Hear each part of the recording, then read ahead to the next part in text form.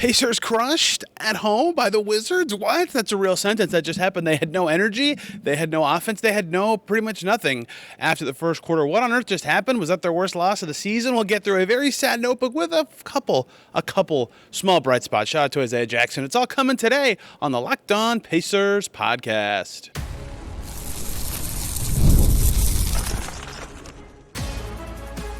You are Locked On Pacers, your daily Indiana Pacers podcast, part of the Locked On Podcast Network, your team every day.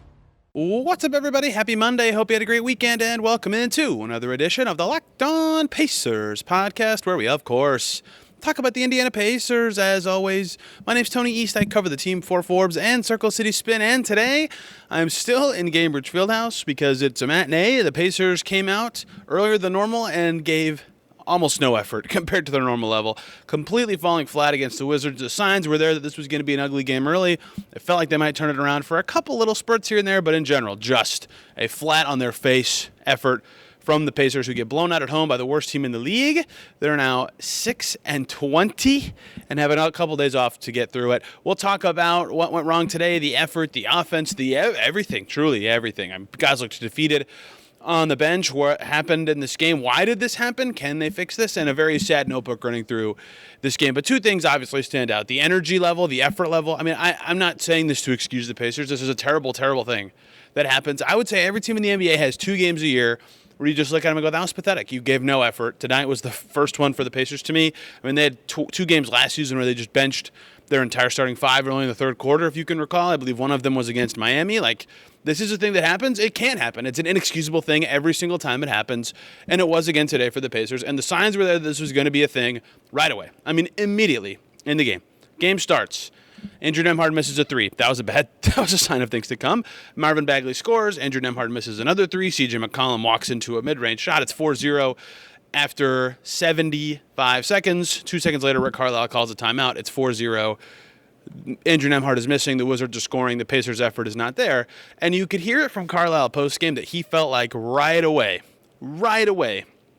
he could tell that this was going to be a thing. He said what you establish in the first quarter in large part carries through a game. He said we had some shots that were fortunate shots, but we didn't get a lot of great shots in that quarter. He felt like they stunk early and they had low energy early, and he stopped the game at 4-0.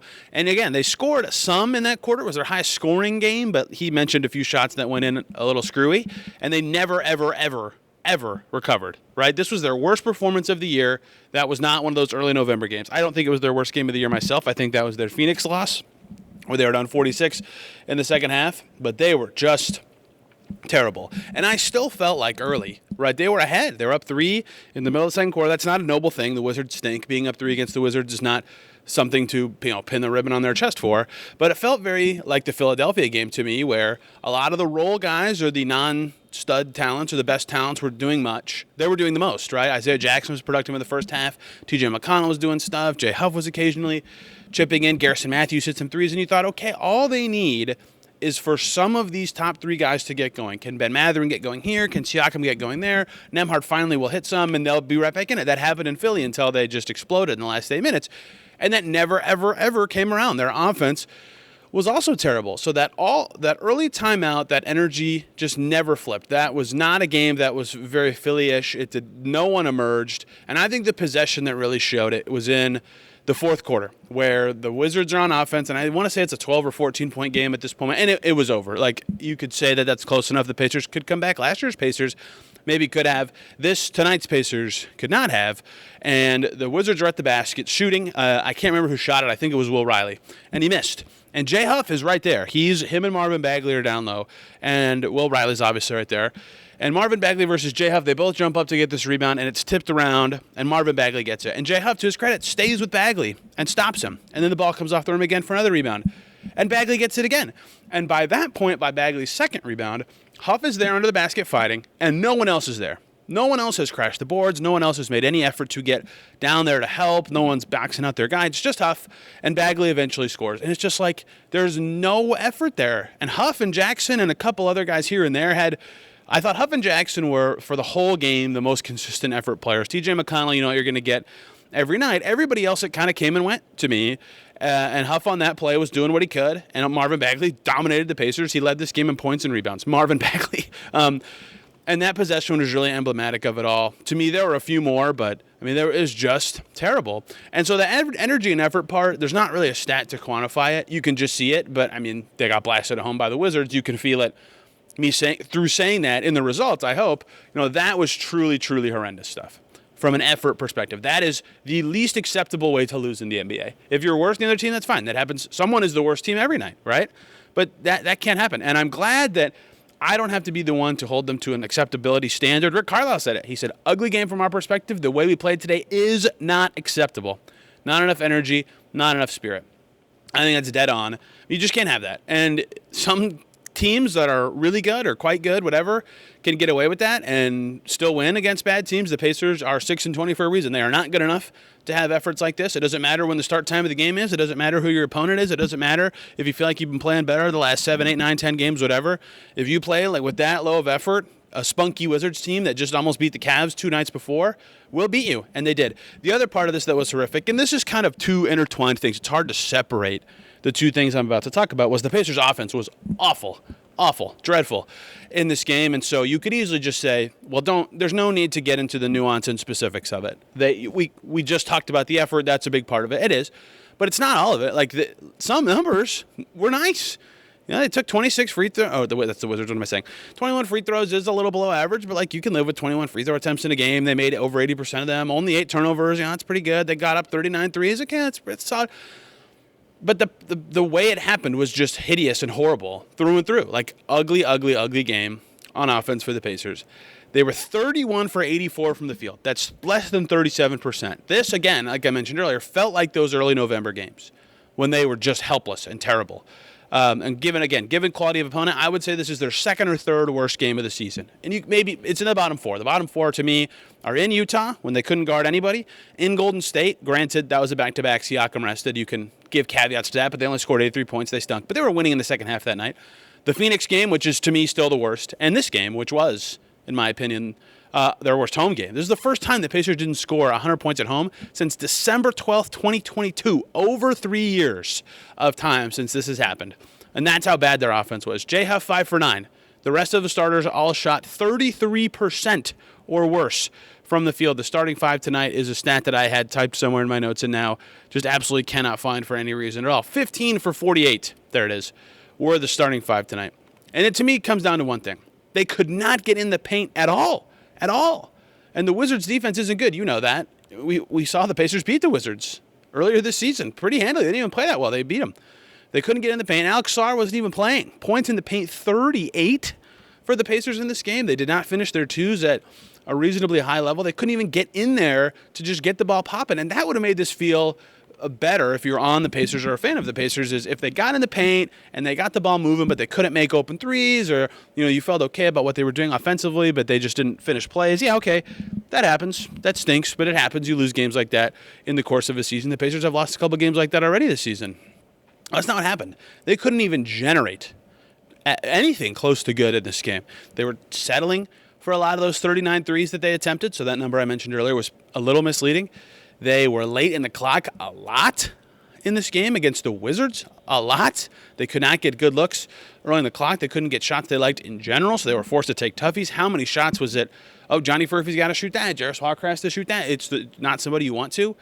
And that, it was not effort. That was execution. They could not get deep into the paint the way that they can. They have so many talent advantages in this game, and they got absolutely nothing from it. Some offense notes in this game. I mean, they had a J. Huff heat check at one point early in the third quarter. That's fine. He was shooting well, but dude, that's not how this offense should go. It's just brutal to see some of this stuff. The Wizards zone really killed them. They couldn't really penetrate from it or get good threes out of it. They were taking so many tough shots. I mean, what are they supposed to do? It was so ugly. A couple plays that really summed this up, similar to the Bagley rebound, making me feel like, okay, that's the perfect summary of the effort. There was one play with largely second-unit players on the floor, and they were largely just as good as the starters, if not better. T.J. McConnell starts a drive. He stopped in the lane, probably, I'd say, 13 feet from the basket. 2 defenders are on him, and he's just spinning. And he can't find anybody open, and no one's cutting into space, and no one's actually moving to get open. Nothing is happening that would suggest T.J. McConnell has an outlet to throw the ball to, right? He's not doing anything well there. So he gets out of it finally, gets it to Ben Mathurin. Ben Mathurin flows into a pick and roll with pick and pop, whatever it would have been with Jay Huff, and nothing comes from it. Mathurin kind of turns the corner, defenders are there, Huff's not open, they're too close together. McConnell was just clogging the lane, nothing's there. So he throws a bad pass across the court. Jarris Walker does end up with it, but the bad pass made him take a beat to get it. He takes a shot at the shot clock buzzer. They don't score. Next possession, Andrew Nembhard wiggles into a forced three, and he misses. They were trying to be heroes. So much at the end of the clock, so much wasn't there, and this is not a team that should be shutting you down. They just shouldn't be. It was awful stuff from the Pacers on offense. It was awful stuff from the Pacers in the effort department. It was awful stuff for 48 minutes tonight for the Pacers, who are 6-20 and just lost to the Wizards. How did this happen? Why? Oh, why? Were the top three guys so ineffective, and a lot of very, very sad notebook things to get to from a not very effective game for the Pacers, all coming up here on Locked On Pacers. But first, everybody, you got to talk about two wonderful groups of people. First up is Wayfair. The holidays always show up faster than we expect. And if you're still putting together gifts, last-minute decor, or getting your home ready for guests, Wayfair has you covered. Whether you need a quick room refresh, new bedding, or those final seasonal touches, Wayfair makes it easy to get what you need and get it fast. Wayfair is truly the one-stop shop for everything home.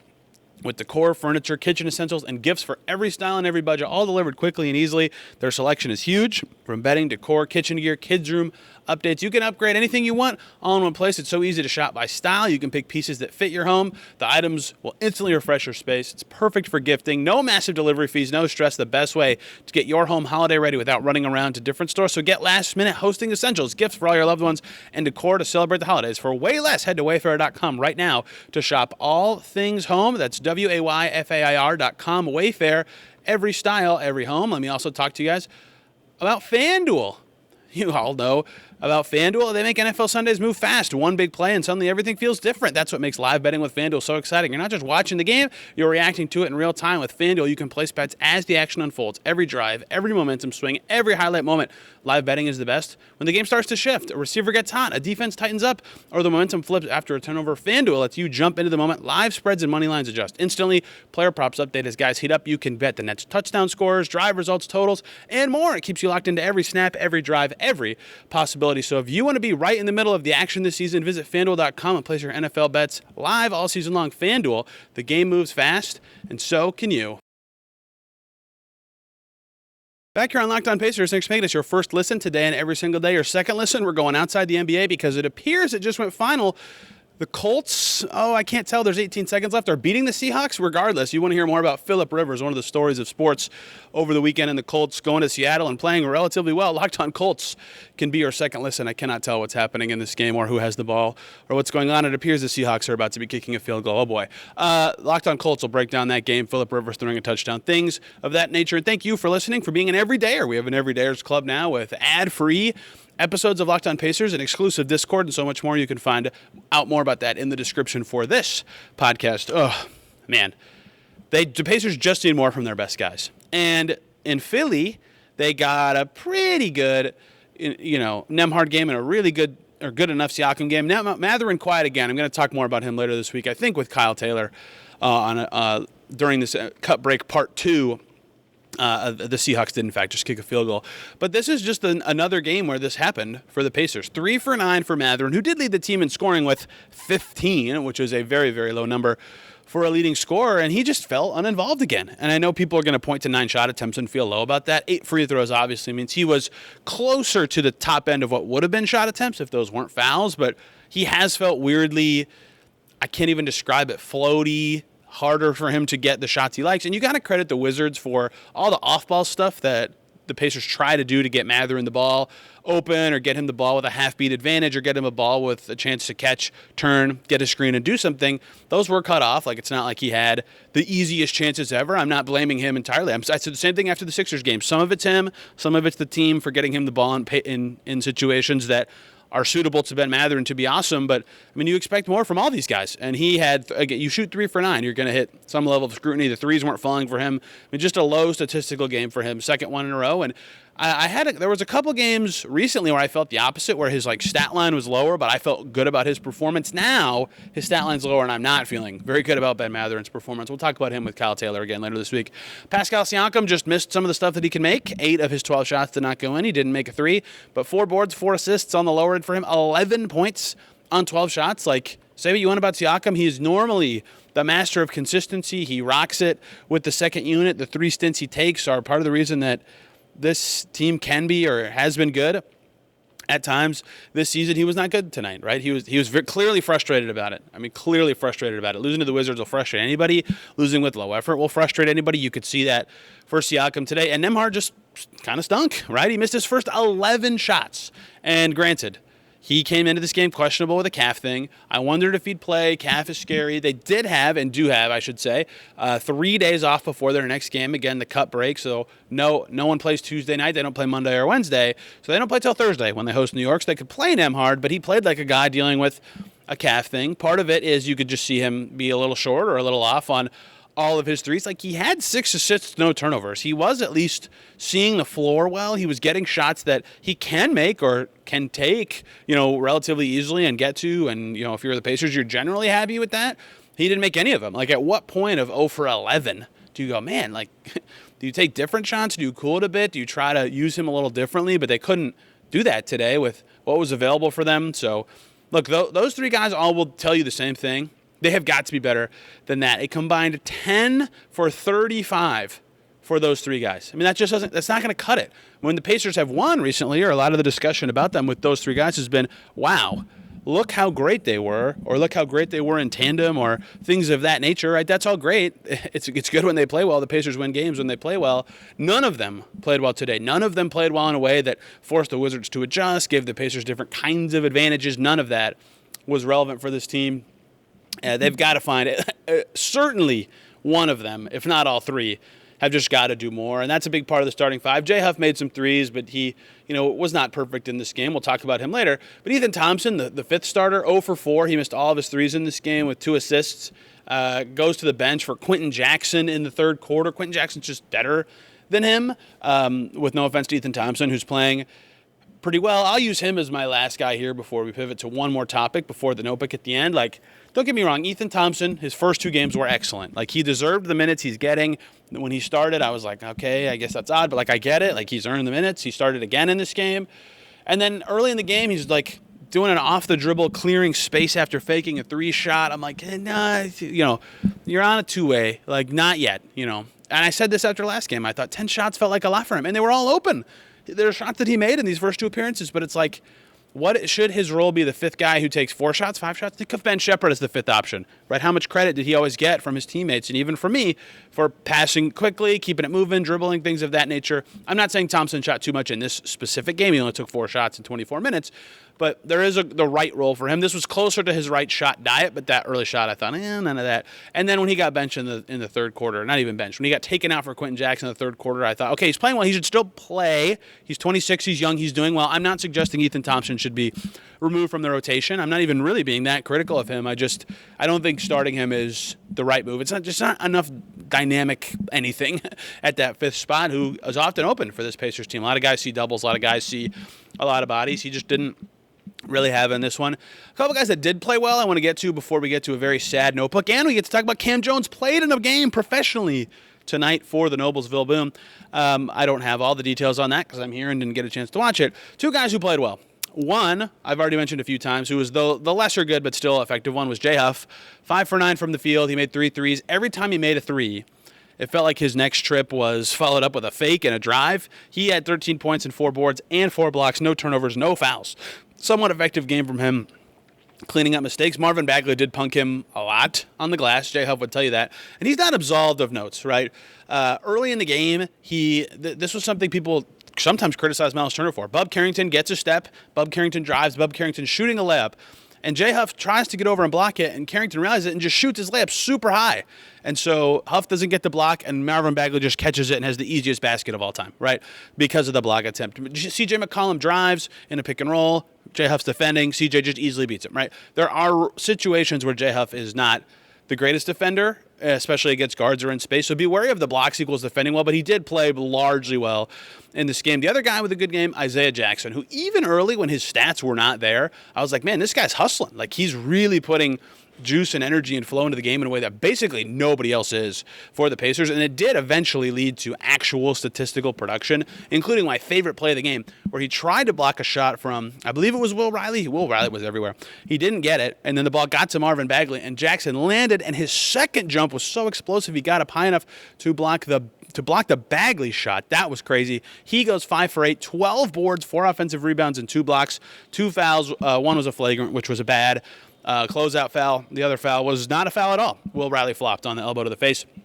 +2 for Isaiah Jackson in 23 minutes. I thought he was the Pacers' best player tonight. That says a lot about how they played. With no offense to Jackson, saying he was their best player is an insult, but the level of production he gave was very good. He played well. It should not be your best player level. So credit to him and Huff for being somewhat effective. I thought other guys provided energy at times. Again, McConnell always does. Matthews was effective at times. Jarris was really good in his first stint. We'll talk about him, but largely a very down game from the Pacers. So many other things to get to in the notebook from this game, plus a little bit of Cam Jones and Talon Peter down with the boom to close out today's Locked On Pacers.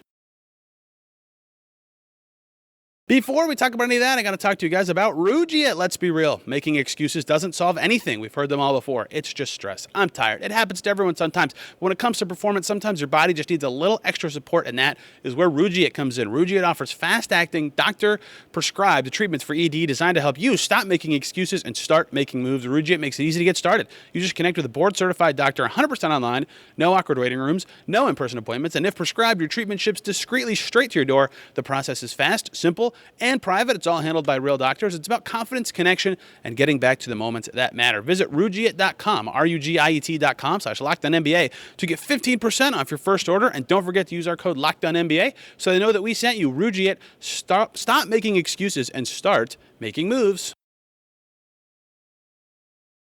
Back here on Locked On Pacers, thanks for making us your first listen today and every single day. Your second listen should be Locked On Wizards, who are spunky and interesting, and I don't want to give them a ton of credit. The Pacers played awful, but they forced some of the struggles with their own play. Wizards' 4th win of the season, not an impressive feat to be clear, but they got it done. It's their second road win, I believe. Much more to talk about from this game, but first, really quickly, down/up, whatever you want to say, in Noblesville, where the G League boom played. They lost to the Windy City Bulls. I tried to watch the first half of this game here on NBA TV, but the game before this, the Memphis Hustle versus Osceola Magic game, went so long, and there was a million free throws at the end, and it was almost halfway through the second quarter of the boom game before that game ended on NBA TV. So I didn't get to see any of this, but the relevant part to you is Cam Jones played. They put him in the G League, his first assignment. It was his first appearance as a pro. He played 15 minutes. He was limited to just first half minutes. So I didn't see any of this. Maybe I'll talk more about it if his highlights determine it. But his first stint, 2 assists, 1 turnover, no shot attempts. His second stint, he scores 4 points. He ends that first half with 6 points on 3 of 4 shooting, 4 rebounds, 2 assists, and a turnover. Just good that he played, right? 15 minutes, get reconditioned. Maybe eventually he could be playing for the Pacers. He was not ever going to play. Rick Carlisle said in Philly he was just active for the game to kind of get the whole game day experience going down. Talon Peter, though, was holy smokes level of balling in this game. The Boom lost by 2 thanks to a bad fourth quarter. But at halftime, Talon Peter had 28 points and 7 made threes. He finished in 38 minutes with 33 points on 12 for 19 shooting and 8 boards. Wow. That he is really rounding into form in the G. We'll see if that merits more time with the Pacers, who he slowed down with of late. But Cam Jones playing again, which is good news. If he can actually maybe practice with the Pacers this week during the Cup break, because there's a G League break coming up with the Cup for them also happening, perhaps Cam Jones can make NBA appearances soon. Maybe not meaningful minutes quite yet, but at least put on a Pacers uniform, get on the floor in the next couple days. Okay, let's notebook through the rest of Pacers Wizards. I mean, my gosh. Johnny Furphy, we'll start with him. Actually wasn't so bad. At first I thought he was out there. My first note about him is he just needs to do something. He just is kind of floaty in there and, nothing really happening. In this game, 4 boards. That's good. That was something that for him really stood out last year. 5 points. He made 2 of his 3 shots, and he got some power into the game in transition. He goes right through. I almost said Keyshawn George. They need more plays like that. It was impressive to see him have that kind of power and finish the play. He at least did some stuff by the end of the game, but he has a lot of stretches where I'm just he's just kind of there. I don't feel him on defense. I don't see him on offense. He's not really open for shots. What's really going on here? What's the point? Andrew Nembhard, I already talked about him, but the up and down nature of his play this season when it comes to finishing plays has just been shocking, right? I mean, 6 for 15 in the last game. That's okay, but that's pretty poor for that volume. But then 10 for 18 right before that, and 7 for 14 right before that, and 7 for 11 before that. Like, he has some really solid shot-making games mixed in with just dreadful what on earth was going on level stuff offensively. 2 for 10 in that loss in Toronto, 4 for 14 against Detroit before that, 11 for 20 right before that. He's very rarely just like in the mid-40s. He was in the mid-40s when they lost to Denver at home. Every other game he played is either 40 or less or 50 or better, right? He is so on the extremes this season in a way that's really weird. I haven't felt like he's been like shockingly inconsistent, but I finally went through and looked at it when he was 0 for 8 in this game, and that's just been a thing. When Ben Mathurin finally scored and got fouled in the third quarter, my only note says, Ben just goes for one and scores. And I have a cuss word in there that I won't say. He should do that more. I mean, I'm not saying he needs to break the rhythm of the offense to do it, but in games like this where it feels like he's uninvolved, the touches aren't there for him, it's not a game where it feels like Ben Mathurin and is breaking through a crummy Pacers game to turn things around like he has very often this season. Like, just do that. This is the perfect game for him to say, screw a plan for fit. I'm just going to be Ben Mathurin and be better.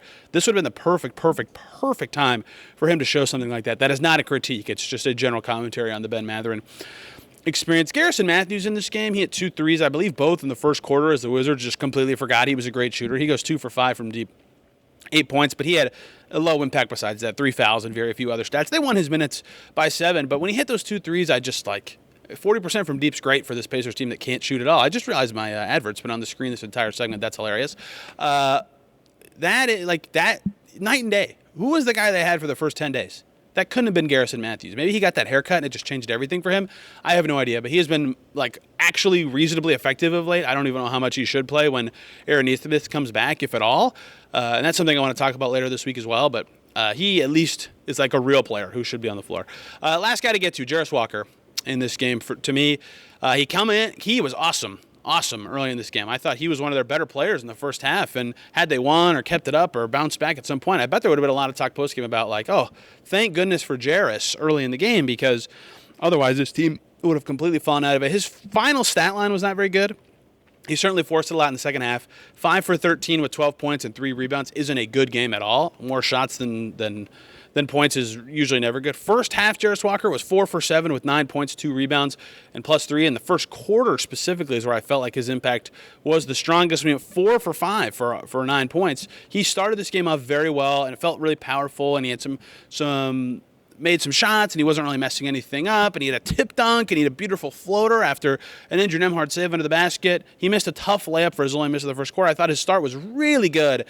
And then he would get his defender in the air and take a tough fading shot. And he had his patented horrible turnover came in garbage time this time, but it did happen. It was his only turnover of the game. And he just threw it across to his teammate, just a lazy pass. The Wizards picked it off and, coast to coast for an easy basket. Just can't happen. Just cannot happen. So a lot to dislike for the Pacers in this game. I have very few notes on TJ McConnell. Quentin Jackson played 8 minutes, first NBA action in over a month for him, but he didn't do enough to really talk about. He played with some power and got 3 rebounds, I guess, but I think they might tweak the rotation. I'm not sure if Ethan Thompson should keep starting, even though he should definitely keep playing. They definitely need to find some energy. The NBA Cup break did not help them this year. If anything, the opposite. It pushed them in the opposite direction. Very brutal loss for the Pacers, who do not play again until Thursday. And you may be noticing, calendar viewer, that it's December 15th, which means quite a few players who were signed in the offseason can now be traded. The unofficial start of trade season. So tomorrow's podcast, Rhett Bauer is going to join us. We're going to talk about that. Pacers trade season, mostly from their perspective. We're not really going to get into targets, maybe general positionally. Kyle Taylor will join us the following day to talk about some of the stuff that I mentioned we'd get to today. Then just me solo leading into that Knicks game on Thursday, then right back to normal programming and schedule for the Pacers. But this break's been fun to really catch up on what's been going on with a team that now the vibes went from great going into it to quite poor in the middle of it. So we'll be back tomorrow talking more Pacers with Rhett Bauer. Thank you all so much for listening today. You can find me on social media at Tony R. Reese in this podcast at Locked On Pacers. Till then, until tomorrow, everybody have a wonderful day.